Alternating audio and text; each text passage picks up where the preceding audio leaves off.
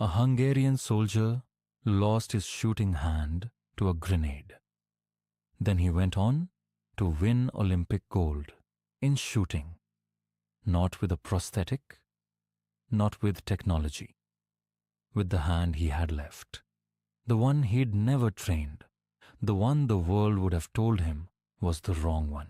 How does a person do that? Not just physically, but inside. What does it take to look at what's gone and choose completely to work with what remains? The Bhagavad Gita speaks of a warrior standing at the edge of a battlefield, paralyzed, not by the enemy in front of him, but by loss, by grief, by the feeling that everything he knew had been taken from him. And Krishna's answer is not comfort. It is clarity. You have a right to perform your prescribed duties, but you are not entitled to the fruits of your actions. Bhagavad Gita 2:47. This verse is often quoted, rarely understood. It is not about detachment from life. It is about releasing your grip on the version of life you planned, so you can fully inhabit the one you have. The fruit you imagined may be gone. The duty remains. Karoly Takacs was a sergeant in the Hungarian army and one of the finest pistol shooters in the world. He was training for the 1940 Olympics when a faulty grenade shattered his right hand, his shooting hand, beyond saving. He disappeared from public life for a month. No one knew where he had gone. When he returned, he had been teaching himself to shoot with his left hand, in secret, alone, not asking for sympathy, not waiting for permission to begin again. A year later, he entered the Hungarian National Shooting Championship.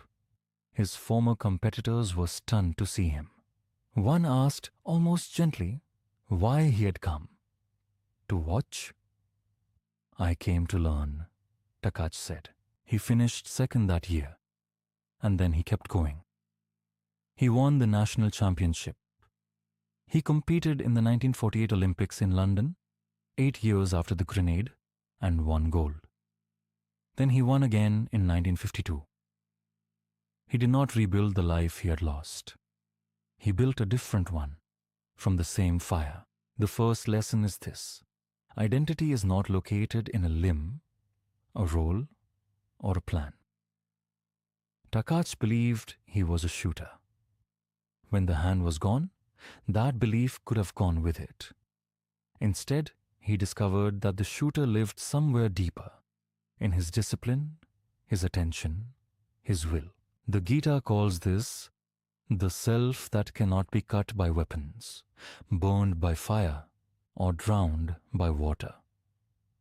Not mystical, practical. You are not your instrument. You are the one who plays. The second lesson is about the month he disappeared. He did not perform his grief publicly. He went inward and he worked. The Stoics call this the dichotomy of control, the clear-eyed separation between what has happened to you and what you do next. Marcus Aurelius wrote that the obstacle is the way, not around it, through it. Takacs did not find another path. He walked directly into the hardest one. The third lesson is quieter. He said he came to learn, not to prove, not to reclaim, to learn. That single word is a whole philosophy. A beginner's mind, what Zen calls shoshin, is not weakness. It is the only posture that allows real growth.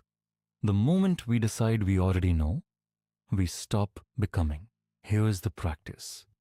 Tonight or tomorrow morning, sit with one thing in your life that didn't go the way you planned. A door that closed.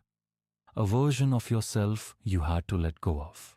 Don't try to fix it or reframe it immediately. Just ask one question. What is still available to me? Not what was taken. What remains? Write it down if that helps. One sentence. What is still here?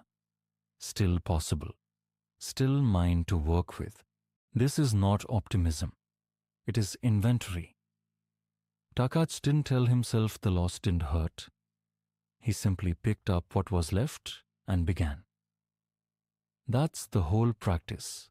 Begin with what you have. Begin where you are. Begin. A river doesn't mourn the banks that changed its course. It simply finds the way forward. Carving new stone. Reaching the same sea. Takacs lost the hand the world said he needed. And in losing it, he found something the world couldn't give him. Proof that the source of his greatness was never in the hand at all. Whatever you've lost, whatever has been taken or broken or closed, the fire that made you is still burning.